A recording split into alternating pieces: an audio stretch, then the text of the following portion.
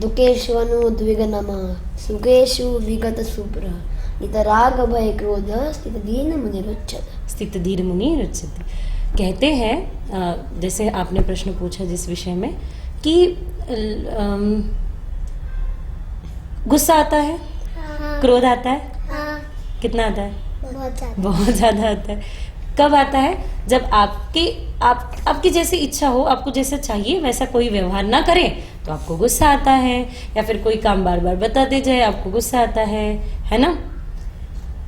आपको अच्छा लगे या बुरा लगे पर आप अपने मन को स्थिर रख सके, यानी आप सदा प्रसन्न रहे, हमेशा खुश रहे, प्रसन्न रहे, मुस्कुराते रहे, उसको श्रेष्ठ कहा है।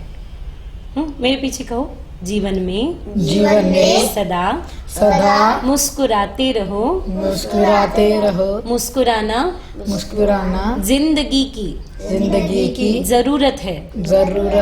जिंदगी जियो तो इस अंदाज से जियो कि आपको देख कर लगे जिंदगी कितनी खूबसूरत है।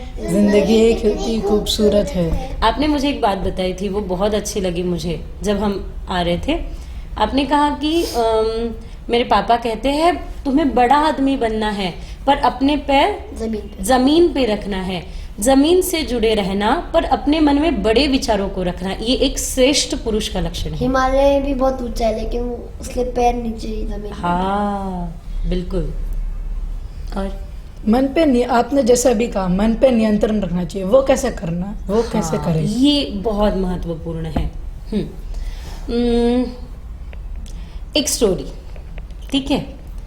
एक गुरु पता है ना, गुरुदेव और शिष्य। गुरु तो एक गुरु के पास एक शिष्य आए, तो शिष्य ने कहा कि गुरुदेव मुझे कुछ पढ़ाइए, मुझे कुछ सिखाइए, मेरे मन में काम है, क्रोध है, ईर्ष्या है किसी के लिए, मैं तुरंत गुस्सा कर लेता हूँ, किसी की सुनता नहीं हूँ, किसी की मानता नहीं हूँ, क्या करूँ? तो गुरु ने क्या किया, उनको एक आलू दिया। आलू है ना, आलू उनको दिया और आलू लेके कहा कि तब तक इसे पास में रखो जब तक मैं ना कहूँ, खाते हुए पास में, जो भी आप कर रहे हो आपके पास। तो वो शिष्य वो आलू लेके गया और अपने पास उसने रखा। खाते वक्त वो आलू पास, एक दिन गए, दूसरा दिन गया, तीसरा दिन गया, चौथा दिन, धीरे धीरे क्या होने लगा पता है? धीरे धीरे करते करते वो आलू तो खराब होने लगा। अब उसका जो स्मेल है वो उसे परेशान करने लगा। फाइनली वो आलू लेके आया और कहने लगा गुरुदेव अब इसको छोड़ने के लिए कहिए। तो ऐसा ही है, मन को नियंत्रण करना यानी क्या? मन को नियंत्रण करना इतना आसान नहीं है। हमारे मन में तो कई सारे विचार चलते रहते हैं। अच्छी बात जब अति हो जाती है वो भी हमें परेशान करती है, लाइक वो स्मेल की तरह।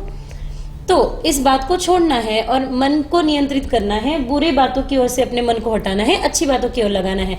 ये कैसे हो पाएगा? तो मन से मन को नहीं जीत सकते। जैसे हमने कहा कि मुझे इसका चेहरा ही नहीं देखना, दूसरे दिन देखना, सबसे पहले उसी का चेहरा देखना पड़ेगा। तो अभी कभी ऐसे होता है जिसको आप दूर करते हो वो उतना ही करीब आता है, पास आता है। कोई विचार है, कोई व्यक्ति, तो क्या करना है? मन को नियंत्रित करना है। तो मन से तो मन को नहीं जीत सकते। जैसे आकाश में पतंग है तो उस पतंग को संभालने के लिए क्या होता है? मांझा थ्रेड होता है। उस मांझे को आप ढीला छोड़ दो तो क्या होगा? वो अस्थिर हो जाएगी। और टाइट कर लो तो क्या होगा? हमारे कंट्रोल में आएगी, स्थिर हो जाएगी। वही है, ऐसा ही है। हमारे मन से मन को नहीं जीत सकते, तो मन को जीतने के लिए दिया है श्वास। ये जो श्वास है, आप देखो, आपको गुस्सा आता है, सबसे पहले परिणाम क्या होता है? श्वास पे। जब गुस्सा आता है तो श्वास कैसी चलती है? गरम। और देख लूंगा तुझे, छोड़ूंगा नहीं। आपने मुझे पूछा था ना कुछ, हम क्या करते हैं? मारा मारी क्या? हम एक दूसरे को मारते क्यों? हम एक दूसरे को मारते क्यों है? यही कारण है ना थोड़ा सा कि हमें गुस्सा आता है और उस पर नियंत्रित नहीं होते हैं, हम नियंत्रित नहीं रहते और उसको परिवर्तित नहीं कर सकते प्रेम में। ठीक है। अब जब आपको कोई डराता है तो आपकी श्वास कैसे चलती है? एकदम एकदम डरे कांपती जाते हैं। हुई है, डरती, और आप अब शांत बैठे हैं। अब कैसे चल रही है श्वास? एकदम लंबी, लंबी। शीतल, दीर्घ। तो हमारे मन पे जो हुई हो रहा है उसका परिणाम श्वास पे होता है। तो हम अगर अपने श्वास को संभाल ले, प्राणायाम करके श्वास को संभाल ले, तो हम अपने मन को संभाल सकते हैं, मन को नियंत्रित कर सकते है। हैं। अपने गोल को कैसे गोल तक कैसे पहुंचे? कैसे पहुंचे, गोल को कैसे अचीव करे, है ना? एलियन पता है? हाँ किसी एलियन ने अगर फुटबॉल मैच देख ली तो क्या होगा? उसको लगेगा कि पागलपंती कर हाँ, ये क्या उसको तो पता नहीं है फुटबॉल मैच क्या है, ये क्या कर रहे हैं भाई, 11 लोग इधर से 11 लोग उधर से खेले जा रहे हैं, लड़ाई हो रही है, एक यही बॉल को लात मारे जा रहे हैं, जो गोल है उसे गोल करने का प्रयत्न कर रहे हैं। पर जो वहां व्यक्ति है उनका फोकस कहाँ होता है? गेम पे। जो मैच खेल रहा है उनका फोकस कहाँ होता है? गेम पे। पूरा फोकस होता है गेम पे। किसी भी हालत में मुझे अपने बॉल को गोल तक पहुंचाना है। ले जाना है, पहुंचाना है। आपको वो पता हो ना पता, एक पुस्तक है यश शास्त्र, कुछ दिन पहले मुझे इसे पढ़ने का मौका मिला। तो उन्होंने कहा है यश शास्त्र में लेखक ने कि अपने जीवन में गोल तक ना पहुंचना ये दुख नहीं है, ये परेशानी नहीं है। जीवन में कोई गोल ही ना हो ये सबसे बड़ी परेशानी है। तो हमारे जीवन में कोई टारगेट होना चाहिए, कोई गोल होना चाहिए, जहां तक हमें पहुंचना है। ठीक है। और कंसंट्रेशन कैसे बढ़ा सकते हैं? कंसंट्रेशन, ध्यान, है ना, लक्ष्य को कैसे देखिए सबसे महत्वपूर्ण मेडिटेशन जानते हो आप लोग? हाँ मेडिटेशन जानते हो, करते हो कभी कभी? तो केवल आंखें बंद करके एक बात की ओर कंसंट्रेट करना ये मेडिटेशन नहीं है। मेडिटेशन यानी कंसंट्रेशन नहीं, मेडिटेशन का रिजल्ट कंसंट्रेशन है। जब आप ध्यान करोगे, हमारी चर्चा हो रही थी अभी, हम मंदिर से आ रहे हैं तो आपने क्या कहा, वहाँ कछुआ क्यों होता है ना? आपने कहा कि क्यों होता है कि वहाँ पे उसका ऊपर वाला पार्ट, ऊपर वाला जो पार्ट होता है वो इंसान को वैसा होना चाहिए, क्योंकि ऊपर वाला पार्ट एकदम सख्त होता है, इंसान को बाहर से सख्त होना चाहिए, और नीचे वाला पार्ट एकदम नरम होता है, इंसान को अंदर से नरम होना चाहिए। तो आपने कभी कछुए को देखा है? कछुए को जब उस पे कोई परेशानी आती है, कोई संकट आता है ना, तो वो कछुआ पूरे अपने जो भी फैले हुए उसके पैर है, हाथ है, उसको क्या करता है? अंदर ले लेता है। भगवत गीता में यही कहा है। जब व्यक्ति थोड़ा सा ध्यान करता है, मेडिटेशन करता है, तो क्या होता है, वो अपने इंद्रियों को, अपने हाथ पैर, नाक पैर, सबको विश्राम देता है। और जब विश्राम, कहते हैं एक शेर को छलांग लगाना हो तो वो पहले उतने कदम पीछे आता है फिर छलांग लगाता है। वैसे ही है, जब हम अपने मन को थोड़ा सा ध्यान में लेके जाएंगे, मेडिटेशन करेंगे तो कंसंट्रेशन होगा। पर कंसंट्रेशन यानी मेडिटेशन नहीं। मेडिटेशन यानी क्या? आंखें बंद करके बैठे हैं आप, पर आपके मन में जो भी विचार चल रहे हैं आप बस उसकी ओर देख रहे हैं साक्षी भाव से। पर ये कहीं सीखना होगा, कहीं योग्य व्यक्ति के साथ बैठकर आपको सीखना होगा। हमने इसके पहले देखा ना, क्रोध, गुस्सा। गुस्से के बारे में एक स्टोरी सुनना है? हाँ? तो एक ऐसी आपकी तरह छोटी बेबी, उन्होंने अपने पापा से पूछा, पापा मुझे बहुत गुस्सा आता है और इतना गुस्सा आता है कि तब मैं कंट्रोल नहीं कर पाती हूँ, तो मैं क्या करूँ? तो पापा ने कहा एक काम करो, ये आगे वाला, जब जब तुम्हें गुस्सा आए ना, आगे वाला ये जो पेड़ है उस पर एक खरोच करते जाना। ठीक है? जब जब तुम्हें गुस्सा आए ये पेड़ पे खरोच करते जाना। हर दिन जब भी इसे गुस्सा आता वो जाती और एक मार्क कर आती। जब भी गुस्सा आता फिर एक बार जाती, मार्क करके आती। धीरे धीरे उसको लगने लगा कि अरे अब तो पेड़ पे जगह ही नहीं बची मार्क करने के लिए। तब उसने कहा, पिताजी यानी पापा, मैंने इतने बार गुस्सा किया कि देखो अब तो जगह ही नहीं बची। तो पापा ने कहा, बेटा देखो, जैसे तुमने गुस्सा होने के बाद उस पे मार्क किया, खरोच की, उससे कितनी पीड़ा हुई ना। जितनी खरोचे उस पे आई है उतनी ही खरोचे तुझ पे भी आई है, तेरे मन पे भी आई है।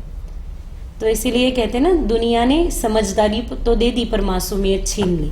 ऐसा ना हो आप ऐसे ही मासूम के मासूम बने रहो, है ना। बड़े मत बनो, बड़े बनते हैं तो बड़ी गड़बड़ हो जाती है। अच्छा, बड़े मत बनो इसका अर्थ ये नहीं है कि बड़ा यानी अच्छा नहीं करना है, अच्छा ही जीवन में करना है। ऐसे भी आप चाहो न चाहो शरीर तो बड़ा होगा, पर हमारा मन ऐसे ही निर्मल रहे, ऐसे ही स्वच्छ रहे, इसके लिए क्या करोगे? प्राणायाम। गुड। और ध्यान करोगे, योग करोगे, और क्या करोगे? अपने बड़ों का सुनोगे, अच्छे मार्ग पे चलोगे, बुराई की ओर नहीं देखेंगे, वो short time pain long term gain याद रखोगे। और हंसने और रोने के मतलब हंसने और रोने से क्या होता है? हंसने और रोने से क्या होता है? मैं ना अक्सर कहती हूँ कि बूढ़े बेवजह रोते रहते हैं और हम बच्चे बेवजह मुस्कुराते रहते हैं। एक छोटा बच्चा दिन भर में 400 बार मुस्कुराता है और हम 4 बार भी नहीं मुस्कुराते। अगर आप मुस्कुराते हैं तो आप बच्चे हैं, और अगर हम मुस्कुराते हैं तो हम बच्चे हैं, है ना। तो जो मुस्कुराता है वो बच्चे हैं, और बड़ा भी अगर मुस्कुरा दे, मुस्कुराते हुए जीवन जिए, तो वो बच्चे हैं। बच्चे हैं किस बात से बच्चे हैं? परेशानियों से बच्चे हैं, झंझट से बच्चे हैं, है ना। और कुछ नहीं। तो आपके द्वारा इतनी सुंदर ये जर्नी स्टार्ट हुई है। मैं बहुत बहुत धन्यवाद देती हूँ आप सबको कि आपने इतने सुंदर प्रश्न पूछे। आपके माध्यम से मैं एक आप सबको संदेश देना चाहूंगी कि अक्सर ऐसा होता है कि हम अपने मूड के अनुसार अपने बच्चों के साथ व्यवहार करते हैं। कभी उन्होंने कुछ बुरा किया और आपका अच्छा मूड है, उन्होंने आपको आके बताया कि मैंने ये बुरा किया, और आपका मूड अच्छा है तो आप कहते हो ठीक है जाने दो। और आपका मूड बुरा है और वो आके कहता है कि मैंने ये अच्छा काम किया, उसे कहता है ठीक है, तो क्या हुआ? अगर आप अपने मूड के अनुसार उनके साथ व्यवहार करोगे तो वो सोचेंगे अरे मैंने कुछ बुरा किया था तो उनका व्यवहार ये था, मैंने कुछ अच्छा किया था तो उनका व्यवहार ऐसा था। यानी आप अपने मूड के अनुसार नहीं, आप उनके अनुसार उनके साथ व्यवहार करें। सत्य को सत्य कहे, असत्य को असत्य कहे, क्योंकि बच्चे आपके शब्दों से नहीं सीखने वाले, बच्चे आपके अनुकरण से सीखने वाले हैं। इसलिए आपको अपने घर का जो माहौल है उनके पोषक बनाना पड़ेगा, और फिर आने वाले इस परिस्थिति में हम कुछ न कुछ परिवर्तन जरूर पाएंगे।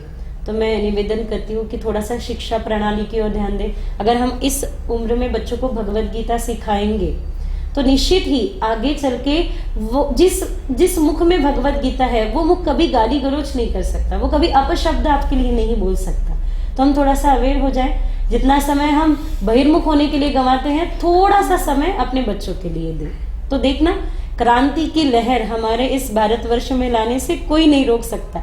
अच्छा, ये केवल बड़ी बड़ी बातें नहीं है, इसको हम समझ सकते हैं। देखो ये बच्चे कितने तेजस्पुंज है, तेजस्वी है, क्योंकि बचपन से इन्होंने कहीं भगवत गीता पढ़ी है, सीखी है। आपको तो 5 अध्याय कंठस्थ भी हैं, तो क्यों ना एक भगवत गीता के श्लोक के हम विश्राम करें। तो भगवत गीता का कोई एक श्लोक। पार्थाय प्रतिबोधितां भगवतां नारायणेन स्वयं व्यासेन कथितां पुराणमुनिनां मध्ये महाभारतम् अद्वैतामृतवर्षिणीं भगवतीम् अष्टादशाध्यायिनीम् अम्ब त्वाम् अनुसन्दधामि भगवत् गीते भवद्वेषिणीम्। ओम शांति शांति शांति। राधे। धन्यवाद।